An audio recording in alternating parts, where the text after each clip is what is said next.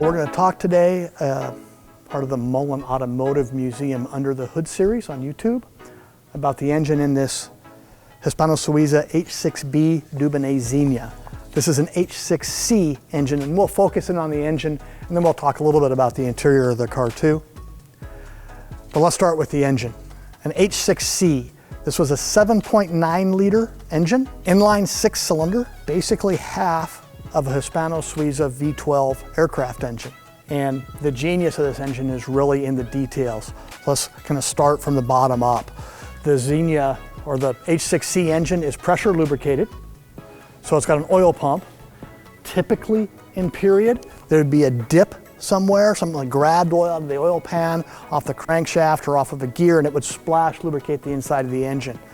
The Xenia, the H6C, was pressure lubricated, pretty advanced for the time. Also had a water pump, pressure cooled, which is forcing water through the engine to make it run cool. Enormously thick radiator, but it's relatively small in diameter to accommodate the small shape of the car. It's a twin plug engine, meaning there's spark plugs running down this side of the engine block. There's also spark plugs running down the other side of the engine block. Pretty cool feature is if you see a link here, one of these distributors, I can adjust the timing from inside the car, make the car easier to start to advance the timing properly.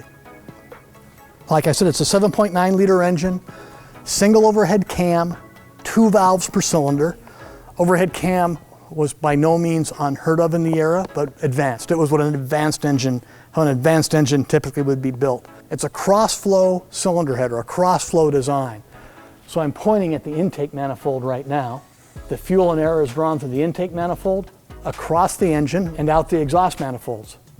So this is 3 cylinders to the exhaust pipe, the back 3 cylinders to the exhaust pipe. And you can see the second distributor hidden over here by the water pump. Let's talk about the carburetor a little bit. The normal practice of the day, this is an updraft carburetor. And it was hard to get these cars to start because you had to pull fuel and air all the way up through the intake manifold log into the engine. Back to the cast aluminum cylinder case. So I've got a cylinder and I've got a head all in one piece. There's no head gasket to leak.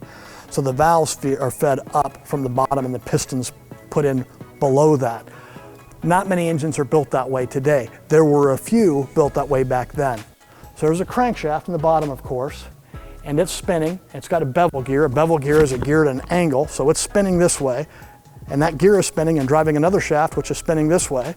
And then there's another bevel gear mounted to the camshaft, and that spins the bevel gears spin the camshaft. So the timing on this car is absolutely stable. And it's probably pretty quiet because there's not a lot of gears in it. So again, very, very advanced, but with an eye to reliability and quality. Now we can talk about the interior of the Hispano-Suiza Dubonnet Xenia. You can see, I think it's pretty clear that they were paying homage to aircraft at the time. So very, very simple, clean, monochromatic. Not much trim on it. We'll maybe look at a Delahaye in a minute. We'll see a lot more trim and ornamentation. This car doesn't have that.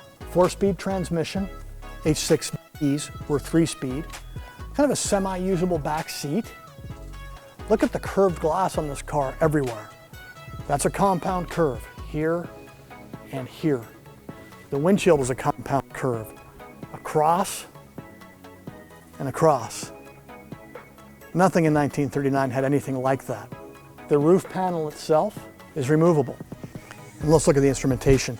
Again, I can find very little chrome on this car. Stainless dash, very aircraft-esque instruments without any wood trim. It's just metal on metal. It's really challenging to do. Cocoa mats, probably very advanced in the day. The lid, or the trunk, if you want to call it the trunk folds up in this direction.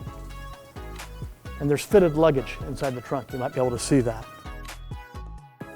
We hope you enjoyed the Mullen Automotive Museum under the hood and a little bit of interior of the Hispano-Suiza H6B Dubonnet Xenia.